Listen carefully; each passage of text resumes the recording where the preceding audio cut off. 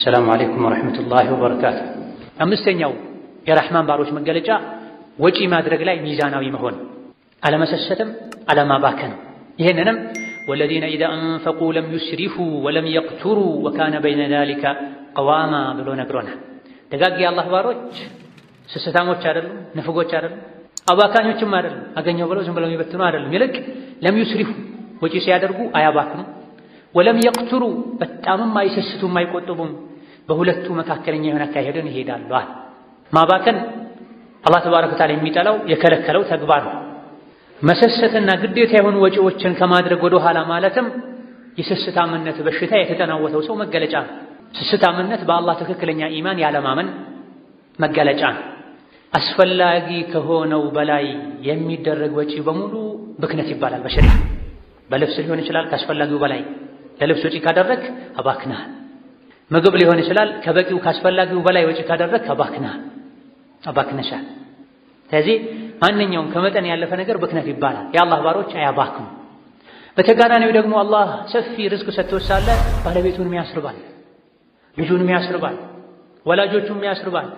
ማይበላውን እየሰበሰበ ሲሞት ተከትሎት ላይ ሄደ ነገር አማኝ በአግባቡ ይበላል። አላህ ከሰጠው ጥሩ ልብስ ይለብሳል፣ ጥሩ ቤት ላይ ይኖራል። ከዛ ትርፍ ያለውን ወደ ግራ ወደ ቀኝ ያደርጋል።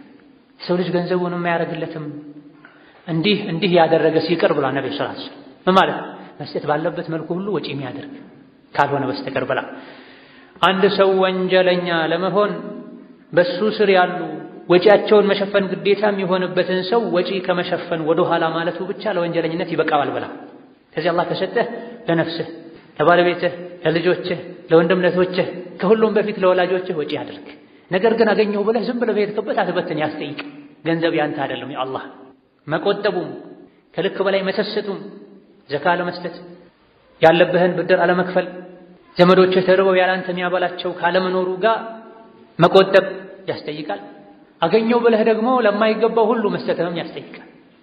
ወላ ተጅዐል የደከ መግሉለተን ኢላ ዑኑቂክ፣ እጅህ ወደ ላይ እንደታሰረ አታድርገው፣ አትቆጥብ። ወላ ተብሱጥሃ ኩለል በስጢ፣ ሙሉ በሙሉ ሁለቱን አዘርጋው። ወብተጊ በይነ ዛሊከ ሰቢላ፣ በሁለቱ መሃል መንገድ ፈልገህ ተጓዝ ብሏል። ገንዘብ መገልገያ ነው፣ የሚመለክ አምላክ አይደለም። ገንዘብ የሚያመልኩ ሰዎች፣ ገንዘቡን ራሱን የሚወዱ ሰዎች አሉ። ብር የሚስሙ ሰዎች እናያለን። አባቴያ ላ ሐውለ ወላ ቁወተ ኢላ ቢላህ፣ ለብር ብለው ሙስሊም ወንድማቸውን ለመግደል የሚሞክራሉ። የወሰዱትን ገንዘብ መመለስ እየቻሉ ማይመልሱ አሉ። ሐቂቃ እነዚህ የዱንያ ባሪያዎች ናቸው። መገልገያ ነው። ዕዳህን ካልመለስ፣ ዘካህን ካልሰጠህ፣ የተቸገረን ካልረዳህ፣ ያውም ያላንተ ጠዋሪ የሌለውን ሰው በገንዘብህ ካላስደሰትክ ብሩን ራሱን ወደኸዋል ማለት ነው። ብር ራሱ አይወደድም። የዱንያ ሰዎች ብቻ ናቸው ብርን ራሱ የሚወዱት። የሚፈለገው ብር ከሚሰጠው አገልግሎት አንጻር ነው። ከቻልከበት ብር ይጠቅመሃል፣ ካልቻልከበት ይጠቀምሃል፣ ይጠቀምብሃል፣ ከአላህ ያጣልሃል፣ ከረሱል ዓለይሂ ሰላቱ ወሰላም ጉርብትና ያርቅሃል። ሌላ ብር አያያዝ ላይ ወጪ አደራረግ ላይ ሸሪዓ መስመር አስቀምጧል። በዛ መሰረት ሊሆን ይገባዋል። ማባከንም የተጠላ ነው፣ ሐራም ነው። ኢነላህ ላ ዩሂቡ አልሙስሪፊን፣ አባካኞችን አላህ አይወድም ብሏል። ግዴታ የሆነ ወጪ አለማድረግም አላህ ዘንድ ያስጠይቃል። ግዴታ ወጪ የሚባለው የነፍስ ሐቅ ነው። ገንዘብ እያለህ ከተራብክ ነፍስህን ከጎዳ አላህ ዘንድ ይጠይቃል። የምስትህ የልጆች ሐቅ ነው፣ ቀለብ ነው። የወላጆችህ ቀለብ ነው። ከአንተ ጋር የሚኖሩ ዘመዶች ካሉ ያላንተ ማንም የሌላቸው በጥገኝነት ከአንተ ጋር የሚኖሩ ካሉ እነሱ የመብላት ግዴታ አለብህ። አካባቢህ ላይ ያለ አንድ አቅመ ደካማ የሚበላውን አጥቶ አንተ እጅ ላይ ከወደቀ እጅህ ላይ ብር ካለ የእሱን ነፍስ የማዳን ግዴታ አለ። ወከዛልክ ዘካ የማውጣት ግዴታ አለ። የተበደርከውን ብድር የመመለስ ግዴታ አለ።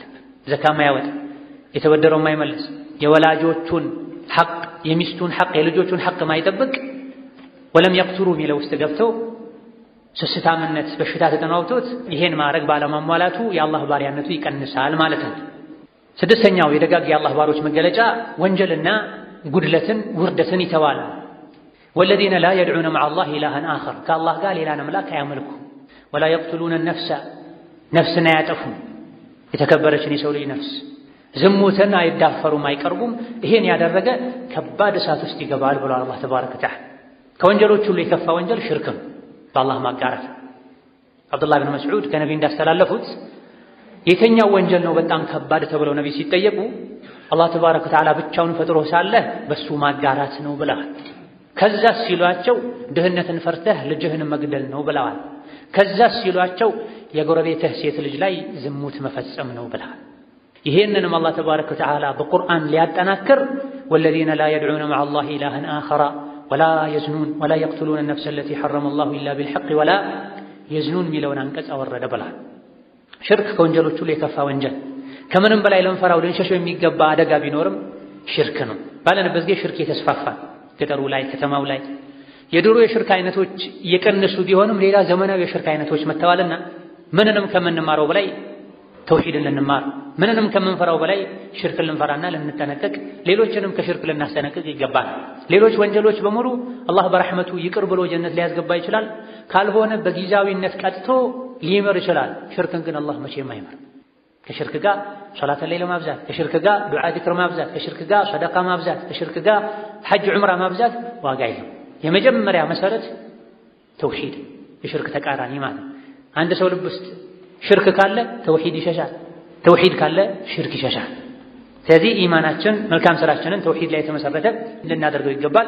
ደጋግ የአላህ ባሮች ከመስገዳቸው ጋር ኸይር ስራ ከመስራታቸው ጋር ዱዓ ከማድረጋቸው ጋር በአላህ አያሻርኩም ብሎ የነገረን እኔ ከሽርክ የጠራው ነኝ የጸዳው ነኝ ሊል የሚገባው ማንም እንደሌለ የሚያሳይ ነቢዩ ሽርክ ፈርታ፣ ሰሐቦች ሽርክ ፈርታ፣ እኔ ሙስሊም ነኝ አባቴ አያቴ ቅድመ ቅድመ አያቴ እኔ ሽርክ አያሰጋኝም የሚል አላዋቂ ይኖራልና ይህ ሊሆን አይገባውም።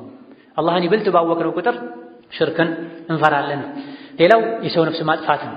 የአላህ ባሮች ከእንዲህ አይነት ውርደት ቆሻሻ ራሳቸውን ከፍ ያደርጋሉ። የሰው ነፍስ ማጥፋት ዱንያና አኼራን የሚያበላሽ ትልቅ ወንጀል። አንዳንድ ወንጀሎች ጉዳታቸው አኼራዊ ብቻ ይሆን፣ አንዳንዶች በደል የተፈጸመበትን ሰው ብቻ የሚጎዱ ይሆናሉ ዱንያ ላይ። ነገር ግን የሰው ነፍስ ማጥፋት ነፍሱን ያጠፉትን ሰውም የቤተሰቡንም ህይወት ከማበላሸት አልፎ ነፍስ ያጠፋ ሰው ራሱ ህይወቱ ይበላሻል። የሰው ነፍስ ያጠፋ ሰው የሰላም እንቅልፍ አይተኛም። የሰው ነፍስ ያጠፋ እዛ ላይ የተባበረ የሰላም እንቅልፍ አይተኛም። በሰላም መኖር አይችልም።